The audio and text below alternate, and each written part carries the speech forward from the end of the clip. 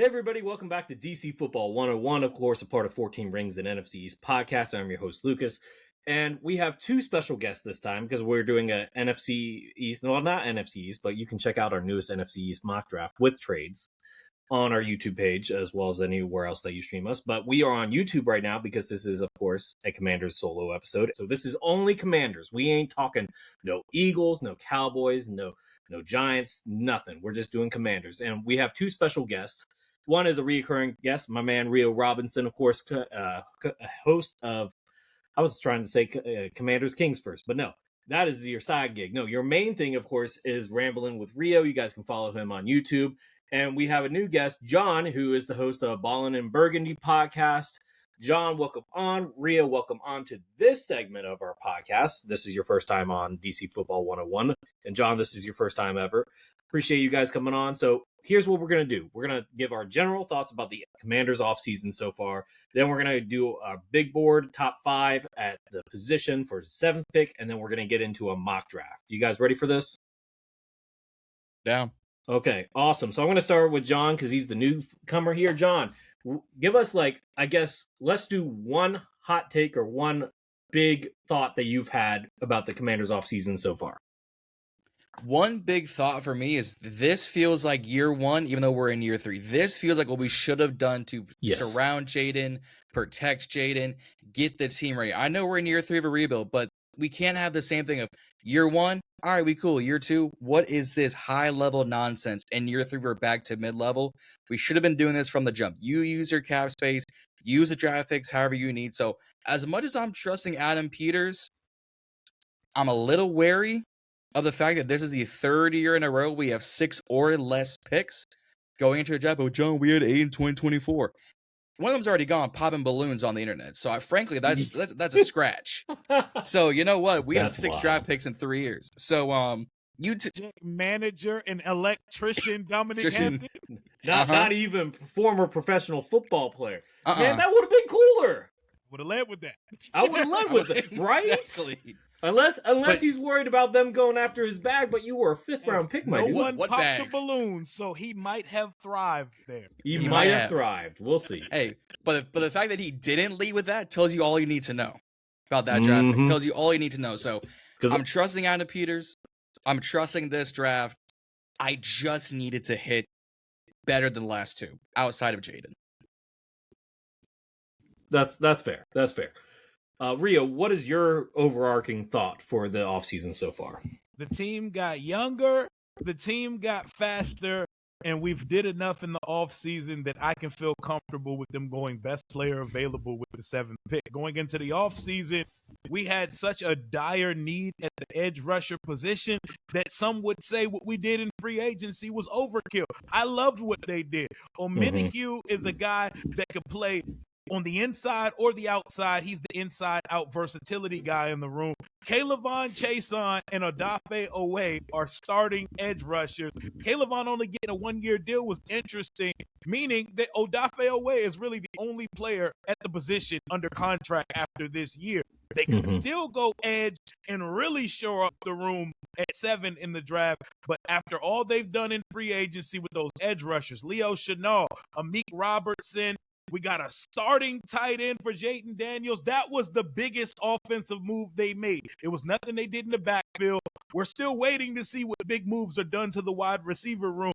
The number 2 option in the passing game is Chigo Okonkwo coming over from Tennessee, former Maryland Terrapin.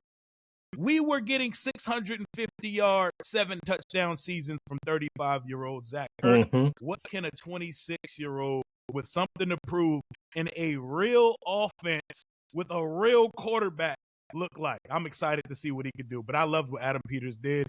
He missed on some things, but he shot his shots early on with Tyler Lindenbaum, Alec Pierce, and more.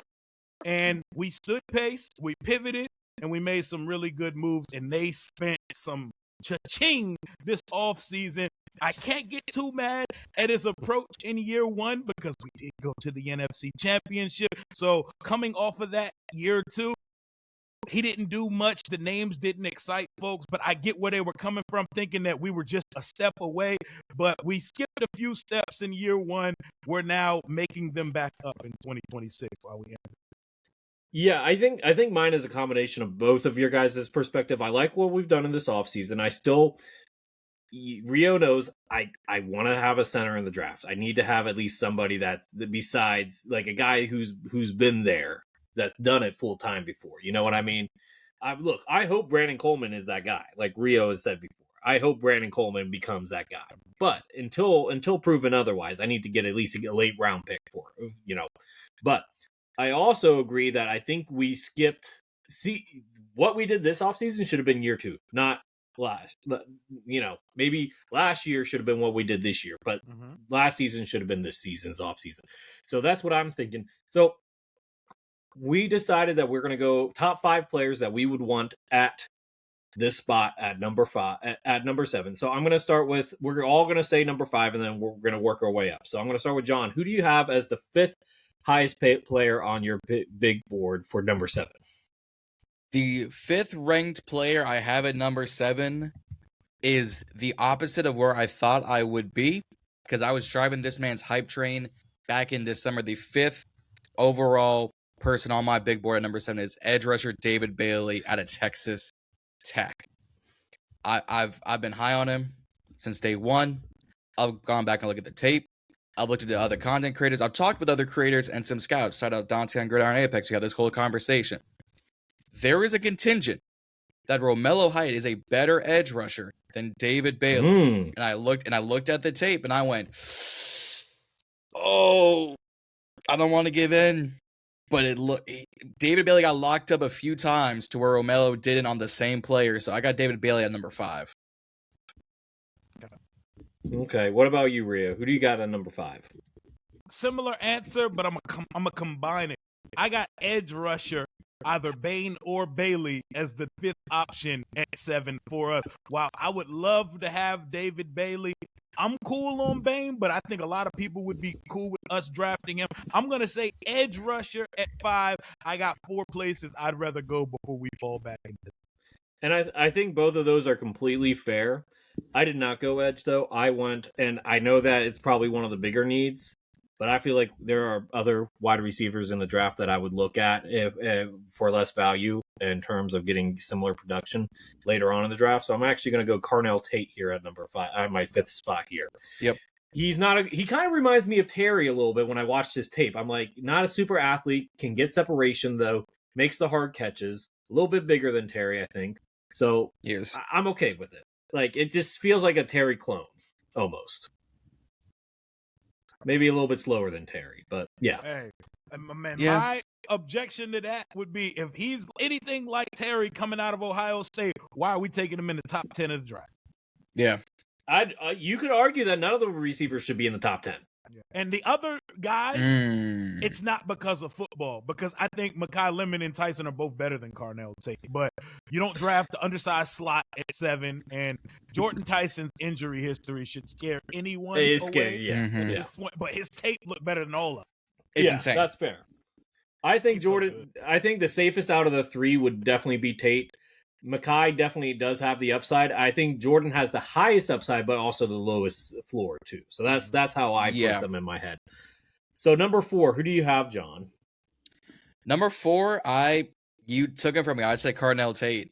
I think I don't think you can go wrong with drafting an Ohio State wide receiver. We've seen that from Michael Thomas to Curtis Samuel to recently with JSN, Chris Olave, Garrett Wilson, Terry to next year with JJ, and now Brock Bryce or whatever this kid's name is going to be a superstar at this rate at Ohio State. But I think we have other needs at 7, other better BPA and blue chip prospects at 7. And I've been high on a lot of these wide receivers from rounds 2, 3, 4 to 7 that I think we could get a star at either with them. I would have Tate there at number 4. Okay, fair enough. Ria, who do you got at number 4? Mansour Delane, cornerback, LSU, former Virginia Tech Hokie, Silver Spring, Maryland, Archbishop High School's finest. I know cornerback is one of the top 2 needs from this team. I think the team may be higher on Mikey starting on the outside than a lot of us fans are, but I could totally see us going Mansour Delane here at number 4 or at number 7. He's my 4th guy on my big board. I just got 3 guys I'm looking forward to a little bit more. Yeah, you got mine too. I have Mansour Delane cornerback as well. Look, he's a monster. You could argue, you could make, if we trade back, I would be more willing to talk about Jamon McCoy, but if that happens, we'll see. But yeah, Mansour Delane is my top corner here, and is a need for the team. So number 3, I think this is where it's going to be interesting because I think you guys are not going to like my number 3. I want to hear your number 3 now. I can't wait. Do you want me to go first? Okay, I'll go first then. I actually have David Bailey as number 3. I am a big David Bailey believer. I look, like you said, we only have one edge on the roster after this season, and arguably after 2 seasons, that other guy, Owe, he could be gone too because based off of how the contract's done. So like you really do want to have somebody young and long term there. Now, obviously, there's concerns with him, as we've heard, like the stomping the player's helmet, choking the camera guy, all that stuff. Like you said, you need to have a knucklehead in the locker room. He could be that knucklehead for us. So that's who I got.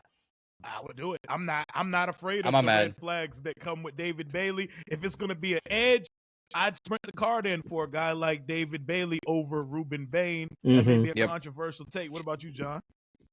No, I don't hate that pick whatsoever. I thought you were going to say someone like Francis Maui Noah at your third spot. So no. There's Vega Owane. No O-line at your spot? No O-lineman made it. I am perfect. Yeah, I'm not Jerry Jones. I do not draft O-lineman consecutive years in the first round. I mean, it's respectable though. But no, I agree. I think Bailey's well at 3. I was like, is he going to go somewhat different? But no, Bailey at 3. I don't see that as a problem pick whatsoever. Okay, so John, who do you have at number 3? I've got Mansour Delane. I've got the Virginia Tech to LSU. I don't think he was bad whatsoever at Virginia Tech, but when you look at the past 2 years of Hokie football, it has not been great. I would know firsthand of watching them. But that defense was not a good defense. You bring him to SEC football. So mind you, you have to already be better than your best in the SEC. You have to be better than your best for Brian Kelly, because now he was one of the premier college football head coaches. The man had a fantastic. If it was not for Jermon McCoy's, sophomore year, Mansour would have been heads and shoulders above at 1. And we can talk about Jermon later. I think Mansour Delane would immediately become your corner 1 here. You move Amos to the 2, you move Sandersill to the 3, and you have your 2 starting caliber coverage corners, because Trey and Mansour are fast, tall, lengthy, and actually have good size for the position too. I don't think people realize that. Oh yeah, they're tall. All right, so number 2, who? Oh no, Rio. You did. Yeah, Rio. Damn. Sorry, I forgot. Go ahead.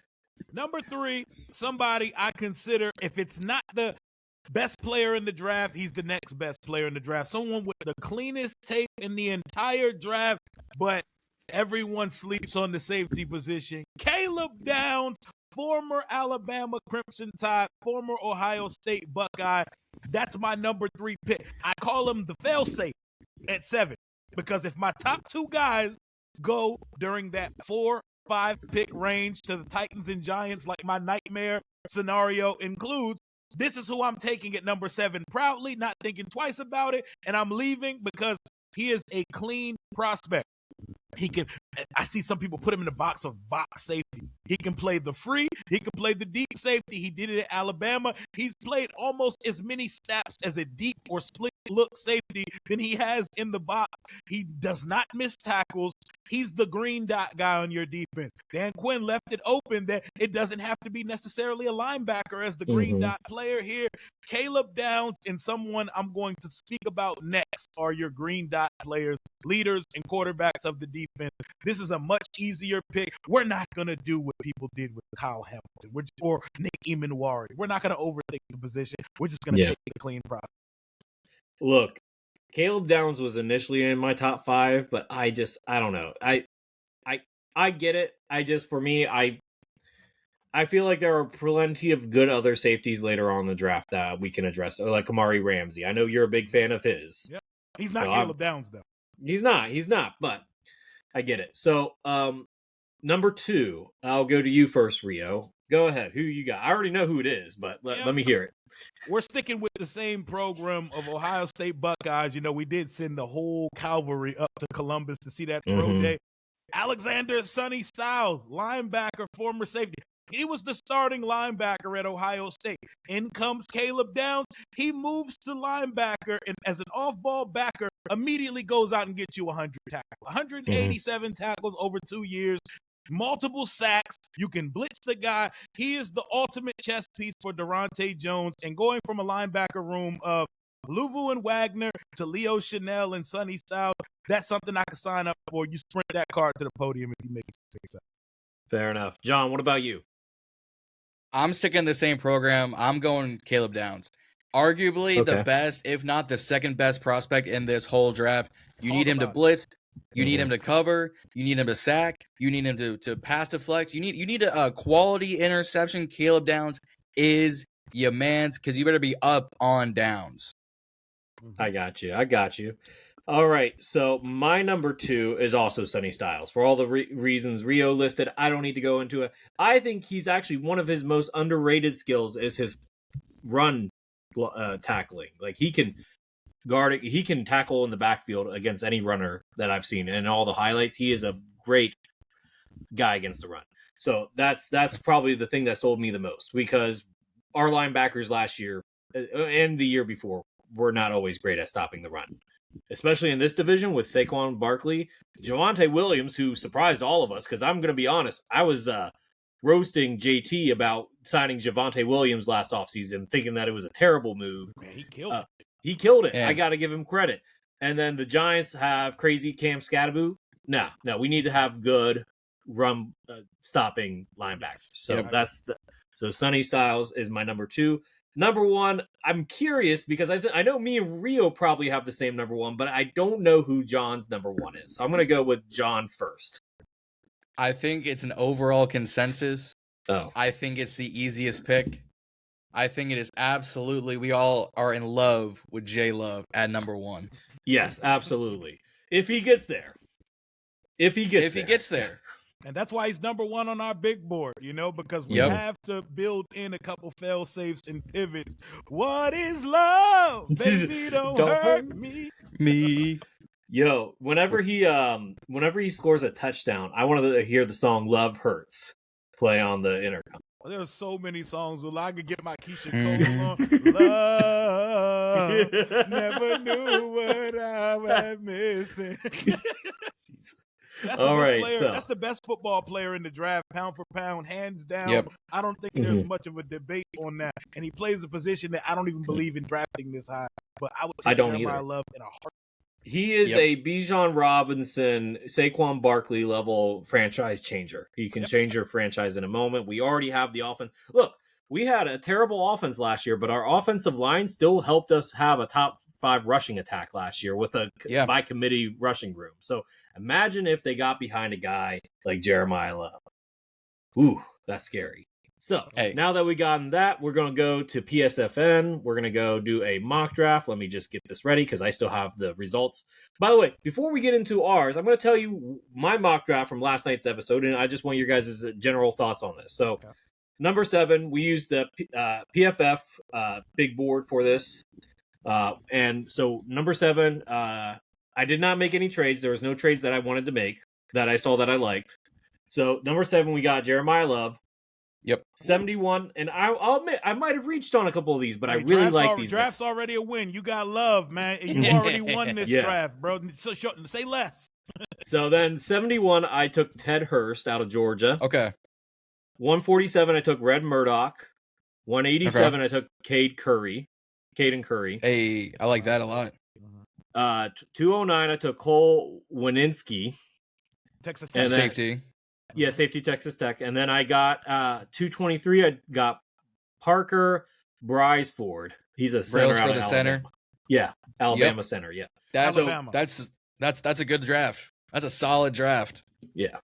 The only mistake that I made is I didn't realize Kamari Ramsey was still on the board at 71, or else I would have taken him over Ted Hurst. But overall, I don't hate my draft. I like it, man. No, Ted Hurst. You went and got a weapon at receiver and running back. We got help for Jaden. You can't ever go wrong there. That's true. That's true. Nope. And people forget how good Love is in the receiving game. So I mean, you mentioned Saquon and Bijan blend. Oh yeah, that's a 60 catch guy right there. That is a 60 catch guy. Might be more than that, depending on how this team goes. So 7 rounds, fast, PFF, Washington. PFF big board. We're using PSFN. We are going to go ahead and enter the draft room. We're going to take a look at what happened before this 7th pick. Okay. Ooh. So we are at 7. Let's see here. Fernando, not surprised. Ruben Bain, not surprising. Hey, though I wouldn't have. Please, somebody take Bain so we don't have to be the team to do it. Please, I'm begging you. Yeah. Jeremiah Love at number 3. A little surprising, but they could use running back help in Arizona. I'm okay with that. They can use everything. They can. They're unpredictable. They need everything. And if Jacoby Brissett is your answer at quarterback, that means you don't have an answer at quarterback. That's true, but I did like Jacoby as our backup that one year. I love him as a backup. As your starter? Nah, that's a little bit too much to ask. He was hoping last year with McBride, though. Yep. So, but see, it was a highlight of that the high up. Yeah. You know what? I mean it when the voice really starts to crack. It sound like my son a little bit. Gosh. Okay, so then Arvell goes 4. Mansoor goes 5. I mean, look, they could use the help. I'm just surprised he went that high. I mean, they need a 1 though. Yeah. Well, and then so now we got Sonny Styles or David Bailey, Caleb Downs, Carnell Tate. A plethora. They didn't offer us a trade. Do we want to look and see what they got? Because we could always propose a trade. I'm curious.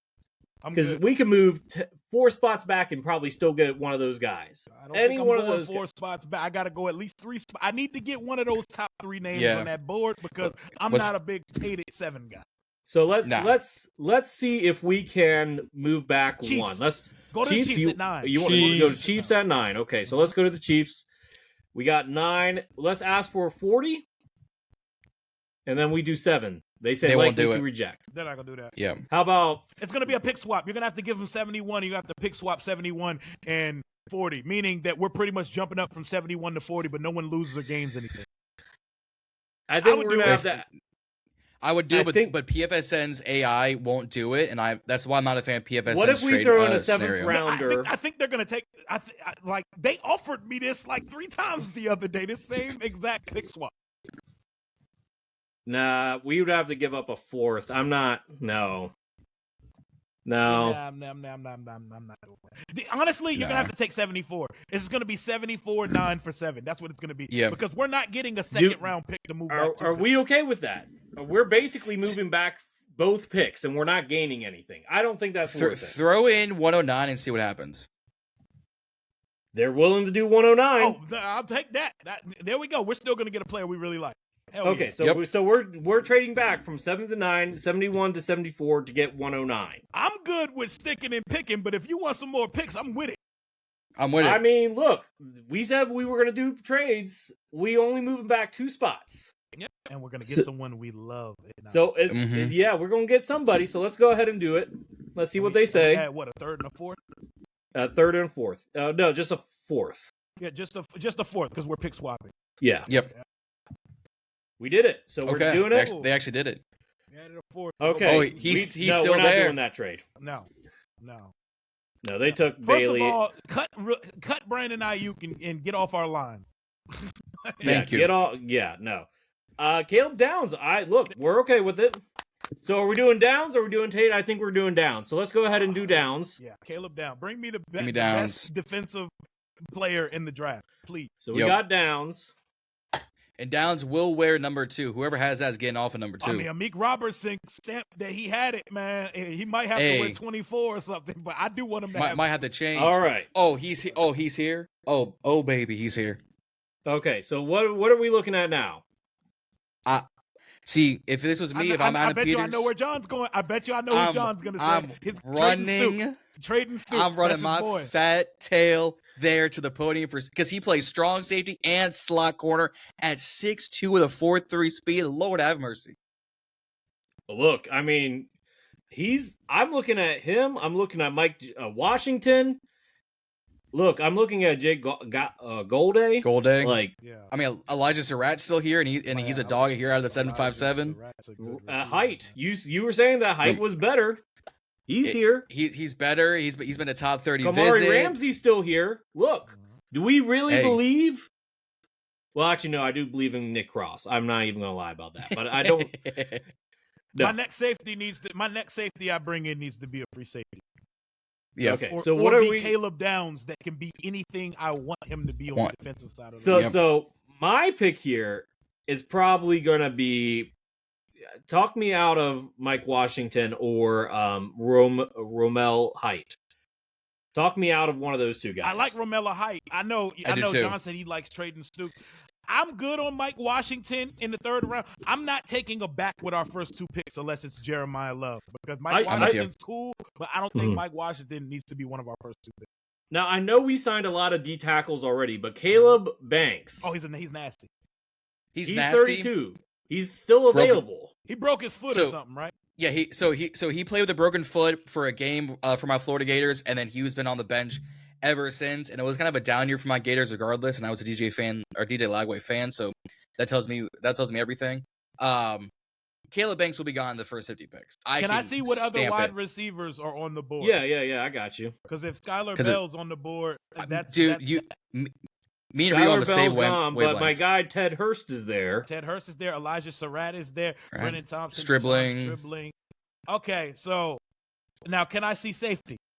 Yes, sir.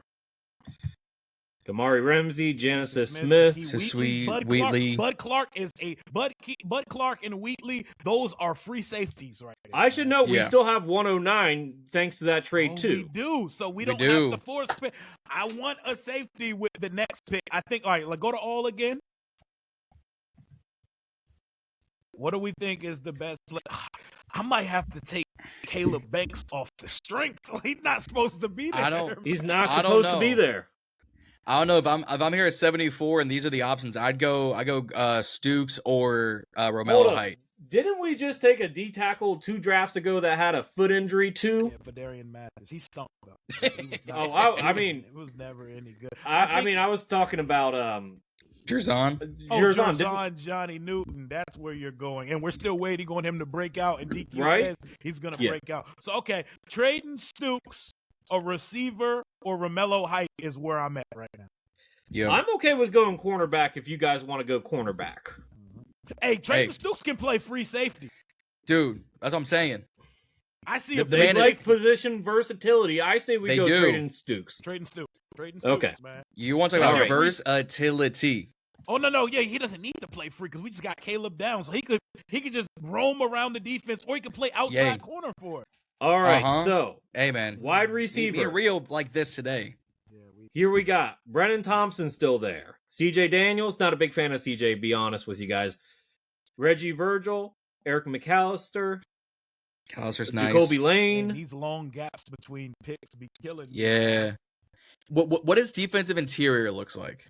Just bear with me. Yeah. Caleb Proctor's there. That's nice. I like Proctor a lot. Is Robinson gone already? It looks like it. Yeah, that is.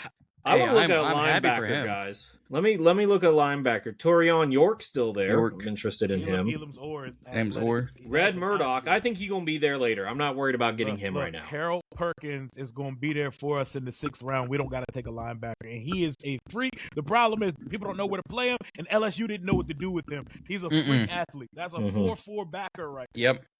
I think we go either edge or wide receiver here. I'm with it. I'm going wide receiver or Bud Clark, safety out of TCU. Well, triple up on the secondary. No, we can't go on secondary. Matter of fact, nope. Take Bud Clark out of the conversation. Yeah, I'm going. I kind of like Jacoby Lane. See, I'm the opposite. I like Eric McAllister here. Actually, this guy Jeff Caldwell, he is my sleeper of the draft. I like his teammate more.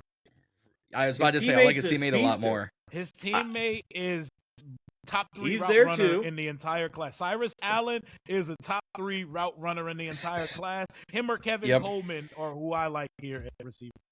Cyrus Allen is an actual wide receiver, as the scouts call it. Mm-hmm. Cyrus Allen is way more than a projection. Cyrus Allen is going to shock some people. That's my pick if it's wide receiver. But let me see what's on the board. Part is edge.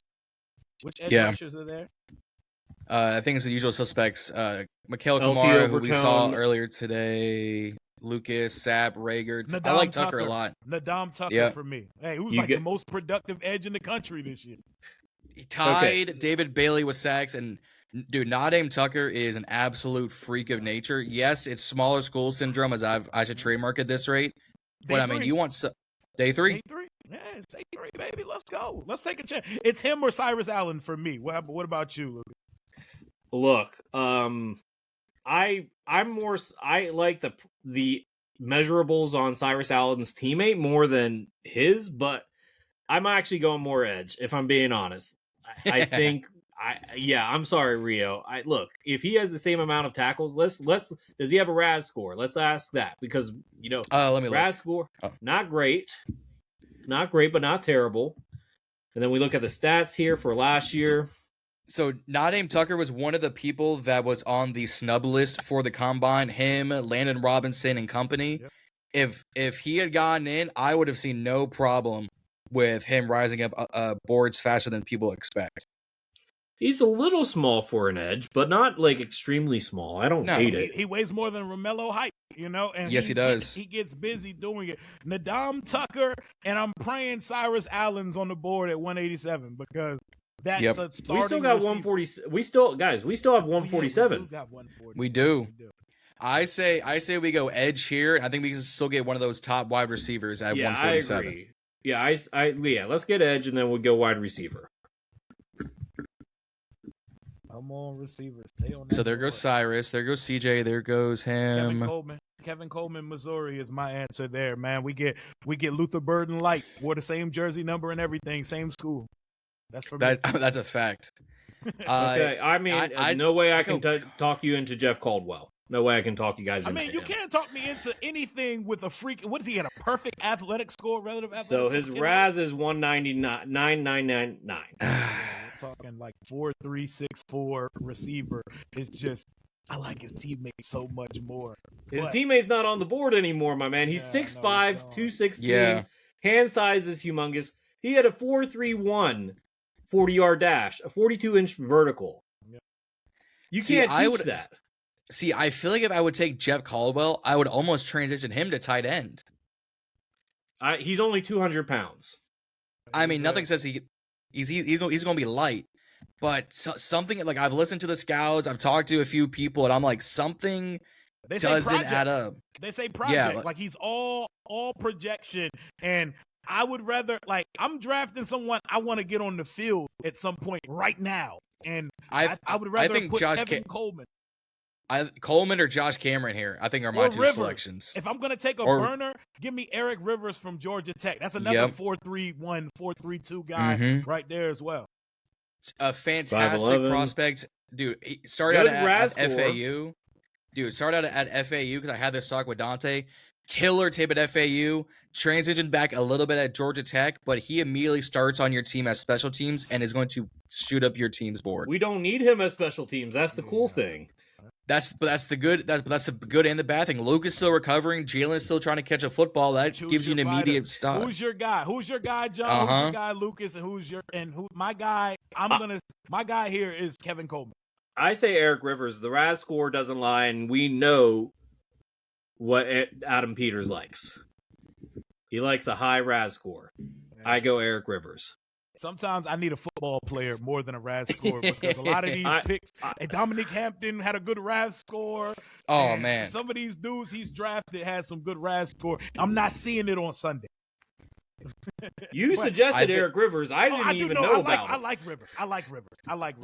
I'm just saying, if there has to be a tiebreaker, I think Eric Rivers' RAS score helps break that tie. And I think he would fit right in that slot with Ayuk and Terry on the outside, so I wouldn't be mad at him. I like Kevin Coleman. I don't take him in a lot of mock drafts, but if we're all in consensus, I'll take Eric Rivers here. Okay, let's do Eric Rivers. He can start for us right away. He can compete to win immediately. The slot job. He's the fastest guy in the room that I consider a wide receiver because Jalen Lane, He's a returner. All right. Do we have? No, we don't want to do that trade. I don't like that trade now. All right, No. 187. Okay, so let's see. So far, recap: Caleb Downs 9, Traydon Stukes 74, 109 Nadam Tucker, and 147 Eric Rivers. We still have a need at running back and center. Do we have a need at running back? Well, probably not, honestly. But I I'm don't think always we have a need there. It's just Jeremiah Love is a different conversation. Yeah, everything. I want to look at center. Is that okay with you guys? I'm totally good with it. I was about to recommend that. And Harold Perkins are my suggestions. Oh, okay. Hey, I'm Gulbin all day. I am a true center all day. Led up 4 sacks in 3 years, and it's got it's like 6'4". What is does he run the zone scheme? I think he will. I think he will. What does he look like? Oh, you want to know? I know exactly why you asking. Yeah, he's your type. He's your type. Brailsford does not look like a center, and for that reason, I can't draft him. Dude, Matt Golban has a terrible RAS score. Oof. Dude, RAS scores be bro. Matt Golban, big, chubby. Yep. Dude, Golban is like Jake Slaughter light. Yeah, he looks like he keeps a whole can of dip in his mouth at one time. This is what I want my centers to look like. Big farm bell, farm raised white boys. That's what a center's supposed to look like right there. Yo, hold up. Wasn't he the guy at the combine with the mullet? Was it him? No. That was Jennings Dunker. Okay, he looks like him. That's why I had to ask. Hey, but we're still 3 for 3. And tell me you see NFL center. I like it, but that's not an NFL. That's High School Musical right there. I've seen pictures of him with his hair down. He looked like he should be on Moana. Like that don't look like an NFL center. I will say my favorite center in the draft is Logan Jones, but I knew he was going to be off the board at this point. That's fair. Yeah, I don't know. Brailsford looks like he's Goblin. Hey, Parker sounds like he knows the High School Musical track by heart. Yo, I mean, I do too, though. Okay, I ain't gonna lie, I know it too. I do too, but I'll tell you guys that for a different reason off the screen. Anyway, hey, I can sing bar for. Hey, put on Status Quo, and I'll sing every word. Look. My school basically because it was a private school, they wanted to do a play about themselves so that they could raise money. So they took the "All on This Together" song and made it into their own. Oh no! You can imagine, and I was in. That was the one year I was in theater, and you can imagine how that went. That was horrendous. Oh yeah, we had to do the whole clap. It was the whole thing, man. Yeah. It was terrible. You hit him with a 1, 2, 1. Okay, 2, so clap. I'm gonna go Matt Goblin here. I like it. Is Harold Perkins still on the board at linebacker? Oh, I already took Matt Perkins. My bad, dude. No, I just want to know if he's still on the board. He might we can find out now. Yes, he is. You want it? Look, I'm okay with getting another linebacker, so we can get Harold Perkins. That's fine with me. He's the tweener. He is the ultimate dollar store of the Parsons, Jalen Walker mold of Arvell. He's the last round of the draft version of Arvell Reese because they don't know if he's going to be an off-ball back or an edge, and LSU didn't know what to do with him. They did a big disservice to him during his college career. He's a freak athlete. Hang on, I want to check something here. No, he wasn't there. I was about to say, if it was 2021, he would have been there when Durante was there. Nah, he didn't have any overlap with Durante, but I think that would be a knockout pick on day 3. I'm with it. That's a guy that can get snaps in year 1. So I'm okay with it. Are you okay with John? I'm with it. Okay, let's go. We're in the 6th and 7th round. I'm here for it. No, we got one more. Okay, so let's see who best player available. Ooh, I like one of those. Hey, who do you like? Hey, John hit me to Eli Heidenreich out of Navy. He's like Christian McCaffrey. That intrigues. Amen. Intrigue. Is he still there? They have him at running No, he's back, gone. I think he's. I think they should have him. I think they have him at wide receiver, but he's gone. Eli Heidenreich is gone. Eli Heidenreich is gone. Yeah, he's gone. Dude, if we get Heidenreich, I'm contacting Jim Johnson and getting that Heidenreich 2004 SmackDown theme for him. Do you guys want to get another tight end? Who's there? Is Oscar Delp there? Let's see here. No, Lane McCree. I like R.J. Maryland out of SMU. He's not bad, but I think we might have better options here. Velling's not bad. See, I'm gonna go the risky pick. I'd go defensive interior here with Skylar Gill-Howard. Okay. D tackle. Skylar Hill. I think before he gets injured, he is as good, if not better, than Lee Hunter. He unfortunately got injured halfway through the season, and then Lee Hunter came in and produced.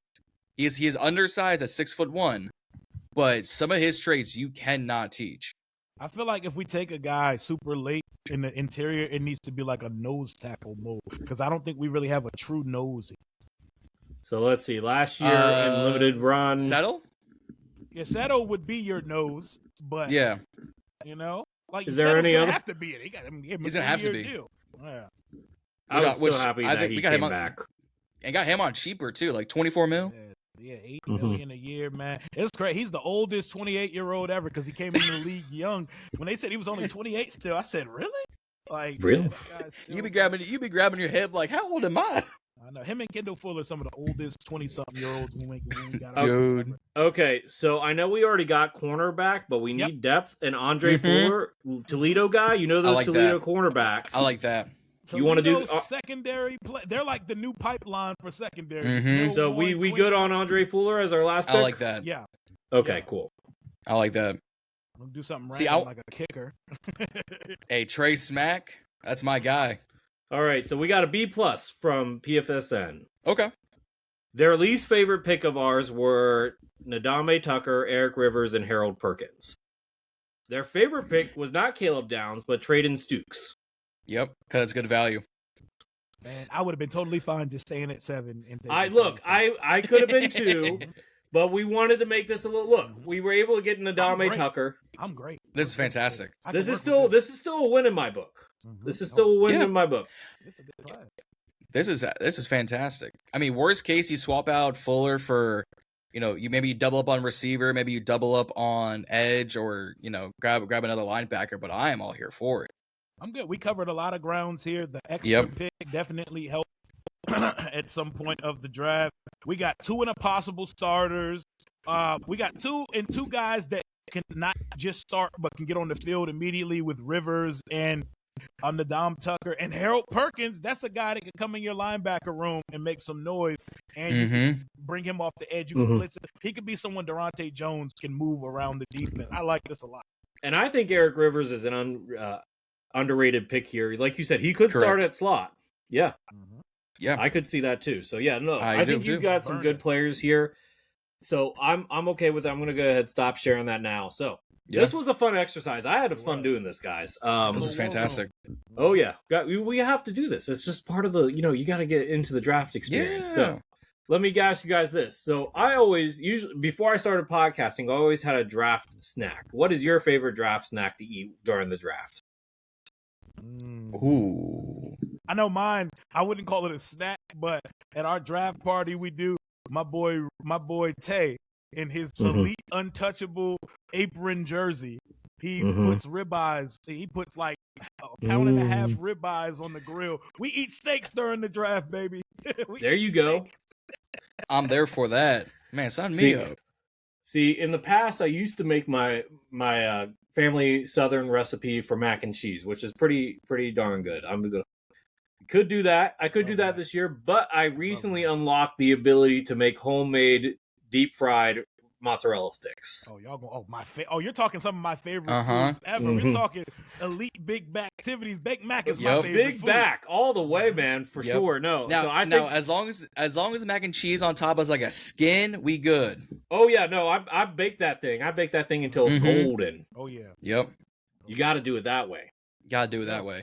See, I'm gonna be here sitting at this computer looking up at my desk for 4 hours. So I'm just gonna play into the fact that Reedy, Z, and Juan be killing me on the Burgundy Breakdown. I might have to buy the Slim Jims just for the whole stream. There you go. There you go. Make sure I get my sponsorship correct. There you go. There you go. Got to, man. Trying to get that sponsorship for real, though. Hey, We're man. working on it. We're working on it. We're getting there. Your boy finally got monetized, and your boy broke. So you know what? I'm gonna need it. There we go. We did get monetized on Facebook. Now, we ain't making no money, but we did get the monetization on Facebook. See, Facebook won't kill you. YouTube will take 40% off the top. So be careful what you wish for. Oh, no. You definitely want to get monetized there, but man, they definitely hit you. Yep. Oh, yeah. For sure. So, anyway, thoughts about drafts? Any one prospect I know Rio's is Harold Perkins, but any other not top 10 prospects really shout out to you guys? Stand out to you. Skylar Bell. Receiver, UConn. I'm praying he gets to 71. I call him budget Jamar Chase. High volume guy. He had 100 catches for 1,300 yards, like 12 touchdowns this year. Has a drop or two sometimes, but he played for UConn. I do not care. I see the movement skills. I see the innate ability, and I see inside-outside versatility. He could be a boundary guy. He could be your number one target there or in the slot. Skylar Bell at 71. I would send that pick in if we don't go receiver in the first round. Hey. Okay. For whatever reason, Rio and me are on the same wavelength because I was about to bring up Skylar Bell. The only thing I have to add to that argument, and this shuts down every argument for against it, he was a Biletnikoff finalist. Playing at the University of Connecticut when his quarterback only threw 4 interceptions also on the year, and he's getting no love. So when you got a quarterback with four interceptions, and you're playing at the University of Connecticut, when you're in the same contention as J.J. Jeremiah Smith and Cardinal Tate and Mekhi Lemon, and you're just only getting day 2 looks, I'm getting him at 71 off the top. If we got J. Love and Skylar Bell, I don't care what we do the rest of the draft. That's all I need. For sure. Yeah, no, guys. I like him. I think my guy is Red Murdoch. Red Murdoch. Fair. Led the NCAA in tackles. Just a tackling machine. Look, I know we upgraded linebacker, but there's no such thing as too much of a good thing in the NFL. So that's my guy. But anyway, thanks for guys coming on. Appreciate you guys. Hopefully you guys will want to come back on again and in the future for next year for sure. For sure. That being said, make sure you guys comment, like, subscribe. This episode is exclusively on YouTube. This is DC Football 101, part of a 14 Rings and NFC's podcast. I will let John and Rio plug you guys in and where to follow them, and then we are out of here. Go ahead, John. Rio. All right. Well, if y'all have not been aware, get familiar. The Ballin' and Burgundy podcast. The boys are rocking this 3 years strong. YouTube, Instagram, TikTok at Ballin' and Burgundy podcast. Twitter at BIB Draft or BIB Podcast 22 because Twitter hates long usernames. And like I said, your boy's broke, so I'm not paying $14.99 for a blue check mark. They not getting to my pockets like Uncle Sam does. And then every Wednesday night, 9 o'clock ish, because y'all know what time we on. Reedy Z, Wong Guy Talking Sports, and Main Event JD, the Burgundy Breakdown on your YouTube screens. I will be sitting in this computer in another hour and a half going over our favorite draft prospects for the Burgundy Breakdown. And the fact that we got a little jersey tease earlier today, it's going to be fireworks. You understand me? Ballin' and Burgundy podcast, the Burgundy Breakdown. It's going to be a great draft month for all of us content creators because your boy's hopping on like 5 other shows by the time the 23 comes around. It's going to be a good time here in Washington. Absolutely. Rio Robinson is the YouTube channel. Show's called Rambling with Rio. Rio_Robinson91 on all social media platforms. Go ahead and give me a follow on TikTok too, since I'm starting to give that one a little bit of attention as well. Yeah. I'm making daily content. Whenever news comes out, I'm hitting that live button immediately. And we have a good time on my channel.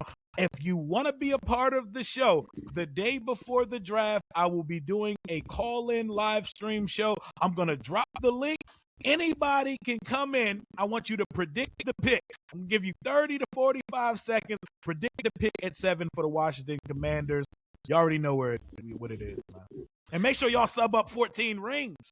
Make sure That's y'all right. Sub them up. Lucas's channel, 14 Rings, man.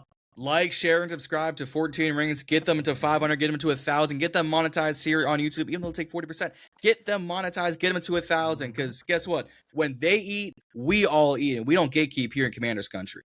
Absolutely. Thank you guys for the shout out. Very much appreciate that. Before we head out, you guys brought up something that I forgot about. The teaser for the unis. Now, Rio already did an episode. Plug in that after you get done watching this. Check that out. And John's going to be doing an episode after we record this.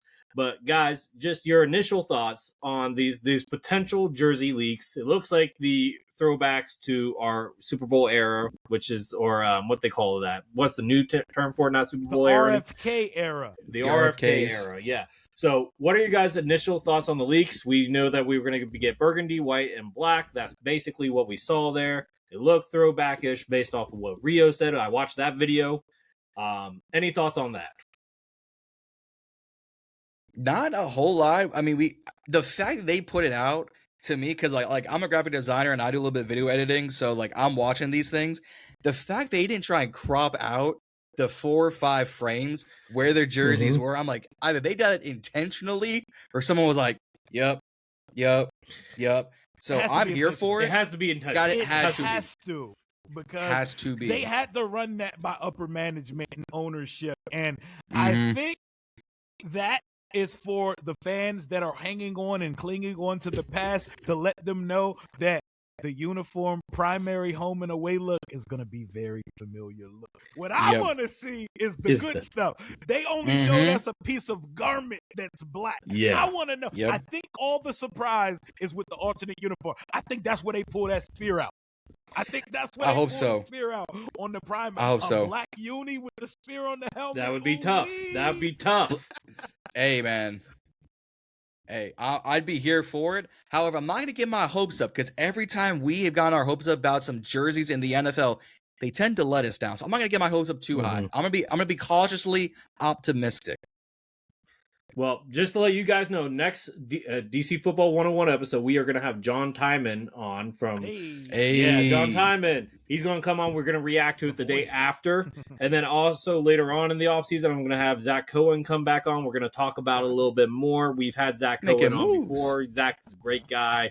You guys should definitely have him on your podcast if you haven't already. Good guy, good podcaster, good content creator. Until next time, guys, raise hail, and we'll see you next time. Hail to him. Hail.